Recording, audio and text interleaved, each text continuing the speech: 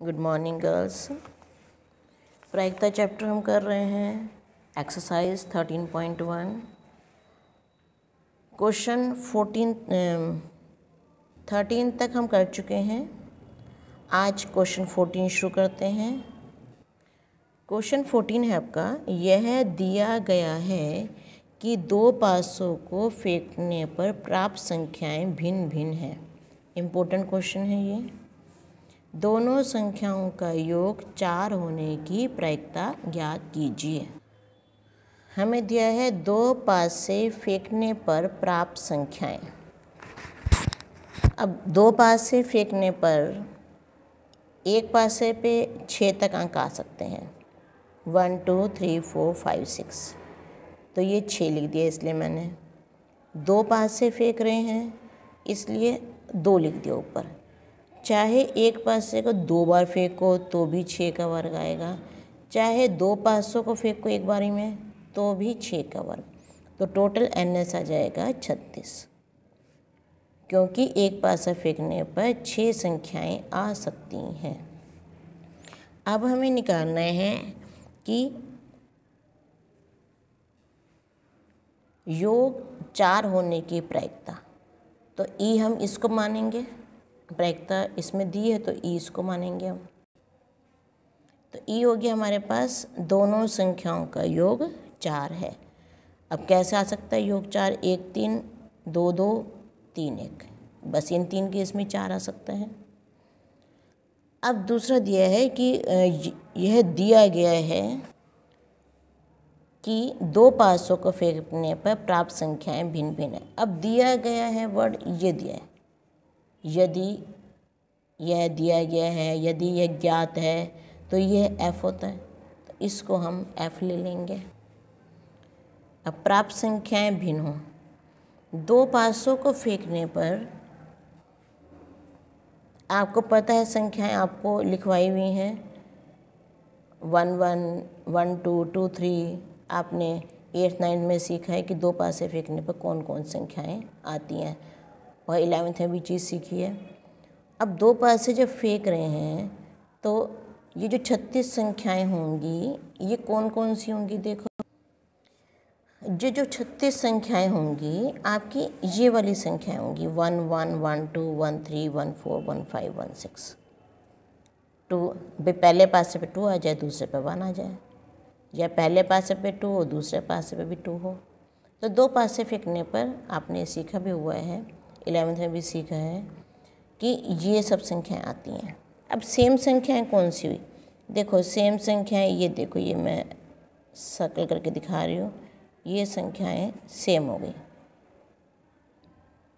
1 1 2 2 3 3 4 4 5 5 6 6, ये संख्याएं सेम है इसमें। तो दो पास से फेंकने पर सेम संख्याएं ये वाली आ गई हमारी, दिखा दिया है तुम्हें भी। तो एक जैसी संख्याएं 6 हैं। हमें जो इसमें बताना है कि प्राप्त संख्याएं भिन्न हो, तो भिन्न संख्याएं कौन सी हो गई? अगर कुल संख्याओं में से हम सेम घटा दें तो भिन्न संख्याएं मिल जाएंगी।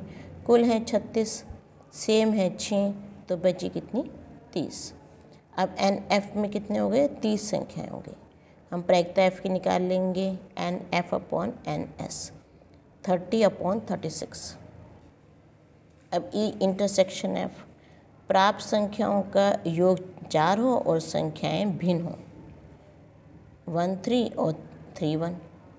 अब योग तो 4 2 2 का भी होता है, लेकिन वो सेम संख्या होगी, हमें चाहिए भिन्न, तो इसमें 1 3 और 3 1। नंबर ऑफ एलिमेंट्स कितने हो गए इस इंटरसेक्शन F में? एक ये हो गया और एक ये हो गया, 2 हो गए, तो 2 लिख दिया। इसकी प्रायिकता अब हम निकाल लेते हैं N E intersection F upon NS, तो 2 अपॉन 36। अब प्रायिकता निकालनी है, E की निकालनी है, और गिवन दैट F दिया हुआ है P E intersection upon PF 2 upon 36 upon 30 upon 36। ये 36 से 36 कैंसिल कर दिया हमने, 2 अपॉन 30 1 अपॉन 15, ये आ गया इसका आंसर 1 अपॉन 15। 15 क्वेश्चन, ये इम्पोर्टेंट क्वेश्चन है। एक पासे को फेंकने पर परीक्षण कीजिए। यदि पासे पर प्रकट संख्या 3 का गुणज है तो पासे को पुनः फेंकें। देखो इतना अलग हो गया हमारा कि 3 का गुणज है तो पासे को दोबारा फेंकना है। यदि कोई अन्य संख्या हो तो एक सिक्के को उछालें। घटना न्यूनतम एक पासे पर संख्या 3 प्रकट होना है दिया गया है। ये तो मैं दिया गया। तो घटना सिक्के पर पट प्रकट होने की सप्रतिबंध प्रायिकता ज्ञात कीजिए। अब देखो इसमें प्रायिकता किसकी ज्ञात करनी है? इसकी सिक्के पर पट प्रकट होने की ज्ञात करनी है प्रायिकता। तो ये हमारे पास ई आ जाएगा और दूसरा ये वाला हमारे पास एफ रह जाएगा, ये एफ हो जाएगा। तो शुरू करते हैं क्वेश्चन। एक पासे को फेंकने पर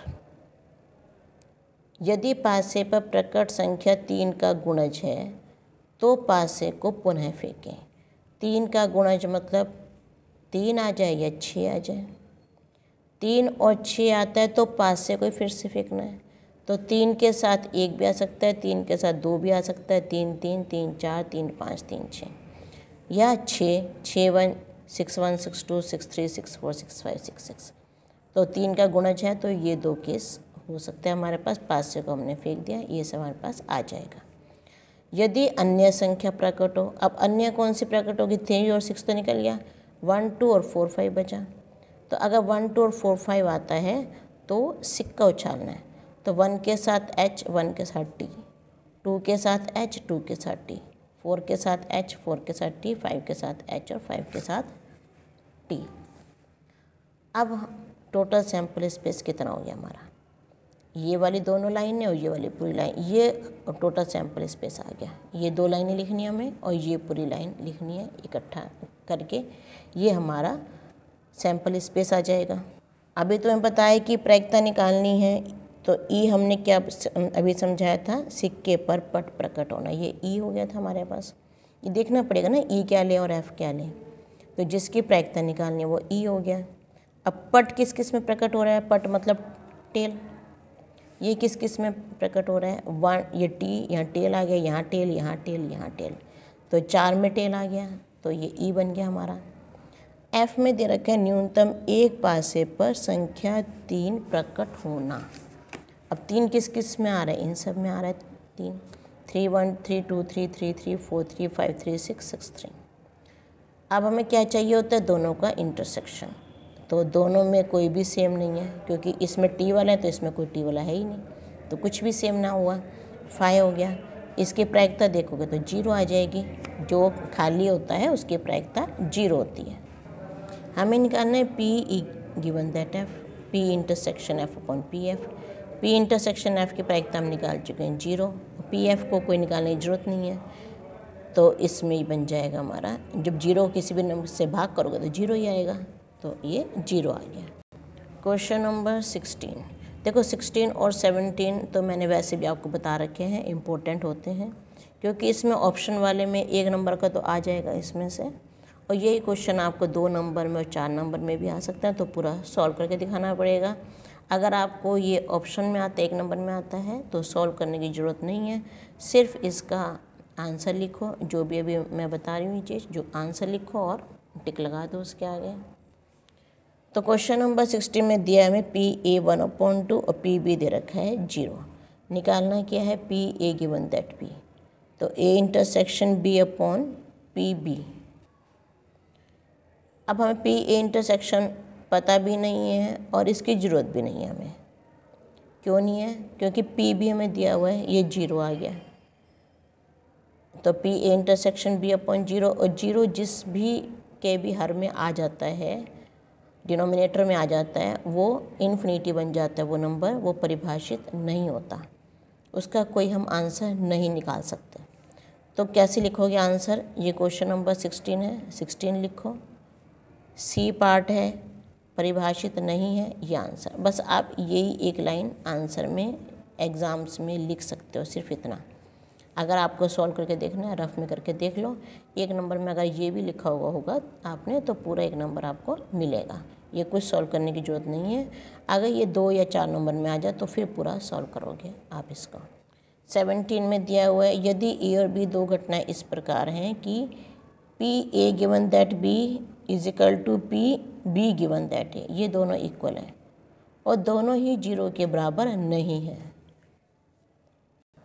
17 में दिया हुआ है P A given that B is equal to P B given that A, इसमें दोनों ही 0 के इक्वल नहीं है। इसका सूत्र लगा दो, P A intersection B upon P B है तो इसका सूत्र होता है, इसका भी सूत्र लिख दो, B intersection A upon P A. अब देखो ये दोनों एक ही चीज़ है, पी ए इंटरसेक्शन बी हो या पी बी इंटरसेक्शन ए हो, दोनों एक ही बात है, तो दोनों ये कैंसिल हो जाते हैं। पी ए इधर चला जाएगा, पी बी इधर आ जाएगा, पी ए इधर 1 से गुणा होगा तो पी ए बन जाएगा, पी बी इधर 1 से गुणा होगा तो पी बी बन जाएगा। तो मतलब पी ए और पी बी इक्वल हो गए। इसका डी पार्ट हमारा आंसर है 17 का डी एस है, जो इसमें लिखा है बुक में उस हिसाब से लिखोगे। 17 क्वेश्चन है, डी पार्ट है, पी ए और पी बी इक्वल है, ये आपका आंसर है।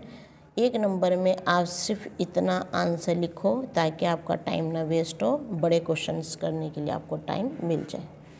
Okay, thank you. अब इसकी प्रैक्टिस कीजिएगा। 13.1 पूरी हो गई है आपकी।